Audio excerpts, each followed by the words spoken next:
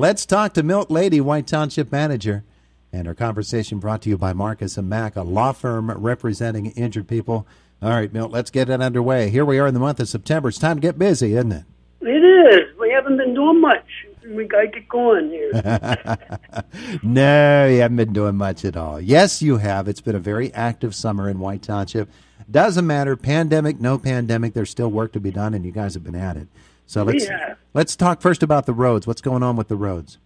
Well, we just completed a few weeks ago our contracted paving work and also the seal coating, which most people know is tar and chip work. So that's all behind us, and most of our emphasis with the road and sewer now is all underground improvements.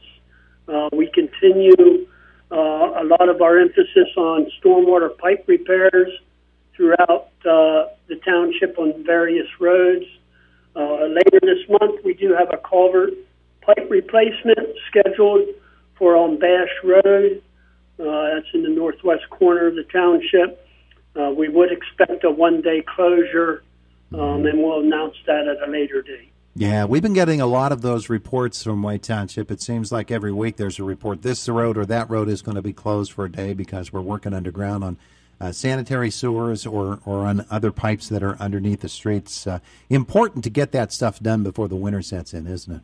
It is, and we're trying to get things done so for planning next year when we hope to do a lot of paving work.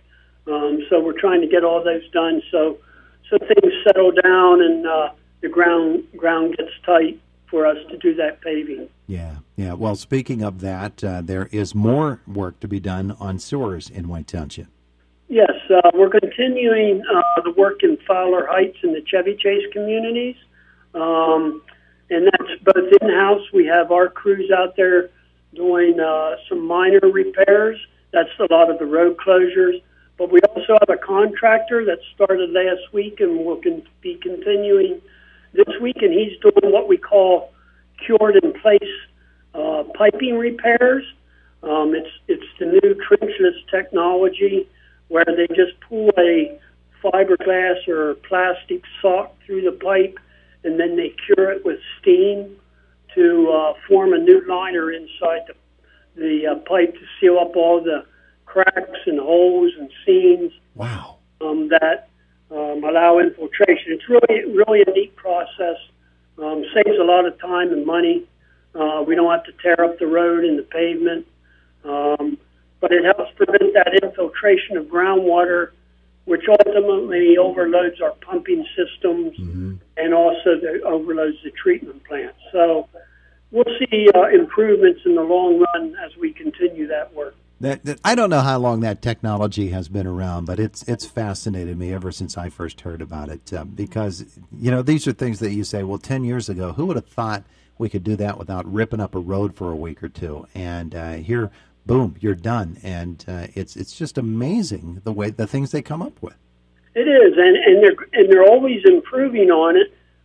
We had a demo I think I commented on at our last interview, and that now they can actually pull a plastic through and cure it, and it's almost like just in-place plastic pipe. It's really, really fascinating. Wow. All right, so that's going to be done, and again, that's stuff that you want to get done before the winter weather sets in, and that's one of the things I think that also fascinates me a lot is what happens underneath the ground during freeze-thaw.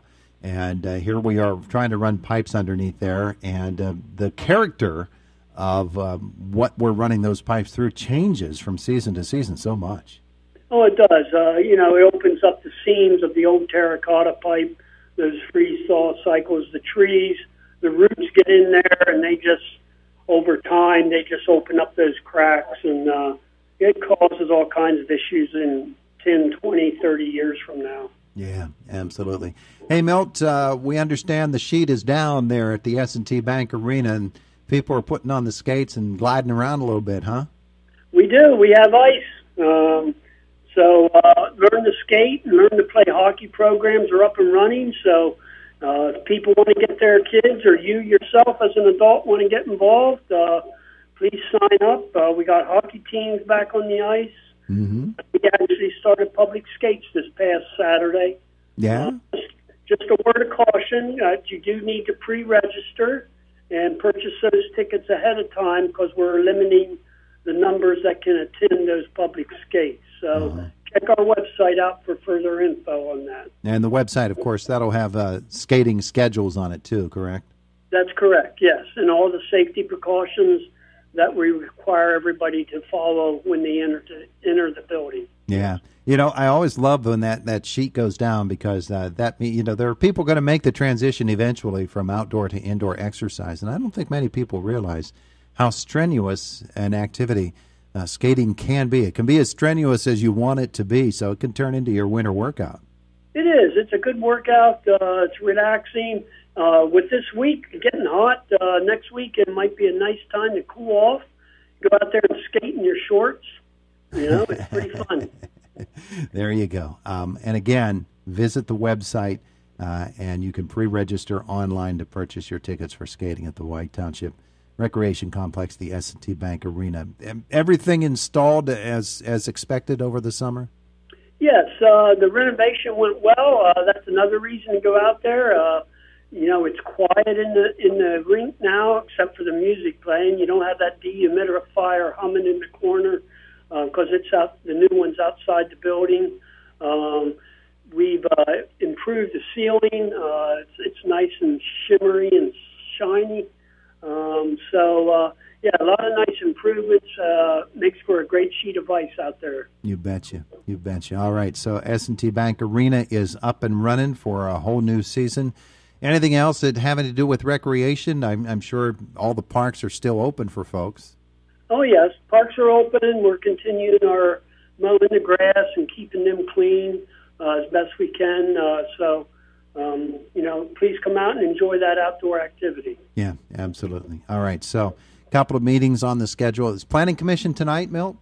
That's correct. Yes, we have one preliminary major subdivision, one that we haven't had for a long time, so that's interesting.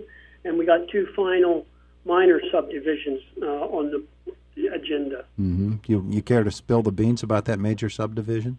It's in the northern part of the township, so stay tuned. I'm sure you'll get a report tomorrow morning. Okay. I try to pry it out of them, boys and girls, but sometimes you just can't do it.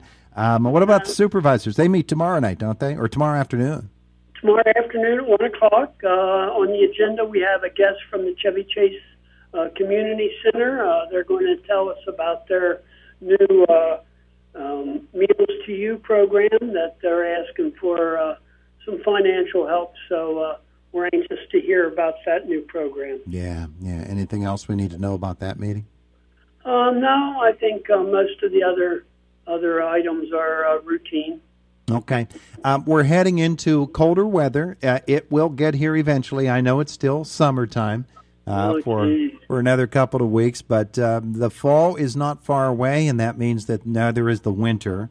And we think back to last winter, and it was so mild that a lot of folks in jobs like yours, they didn't have to order as much materials for on the roadways. What's White Township's situation? You're right.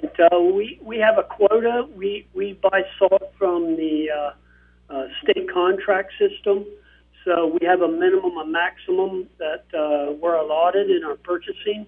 Mm-hmm. We didn't even make our minimum last year. Supposedly we're to pay for that storage, but I haven't got that bill yet. But our salt sheds are full. We maxed out our capacity to store it here, trying to meet that minimum. So.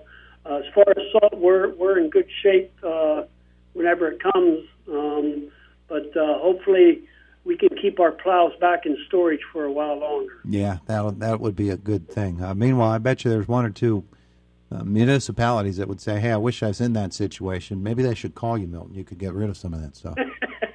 Oh, we could help them out, that's for sure. Well, whatever we can do to help. So that's salt situation. Does White Township also do an anti-skid that's separate from salt? Yes, we do. We typically mix it 50-50 depending on the situation, or sometimes go pure salt if we have to do intersections, things like that. Yeah, we mix it up. We do anti-skid also. Yeah, those spreaders probably didn't get a whole lot of use last year, so you just have to make sure the belts are still good. Oh, yeah, we got to calibrate them and check them out. That's for sure. Yeah, terrific stuff. All right, so things are hopping. They're still kicking there in White Township. Recreation and some road projects going on, and the supervisors, the planning commission happening tonight. That's a pretty busy September you've got planned there, Milt. Yeah, we have a new updated comp plan that should be coming out by the end of the year. So people will be getting an opportunity to look at that and kind of outlines what we've done over the last 10 years and what we hope to plan for the future in the next 10 years. All right, sounds like a good plan. People want to know more. Your website, that's the place to go? That's it. It'll be on there in the next couple months, yes. Very good. Milt Lady, White Township business manager, and helping us to understand what's going on in the township. Milt, thanks, and have a great day. Thank you. You too. All right, we'll see you. Stay safe. There's Milt Lady from White Township. It is the voice of Indiana County, WCCS, 101.1 FM and AM 1160.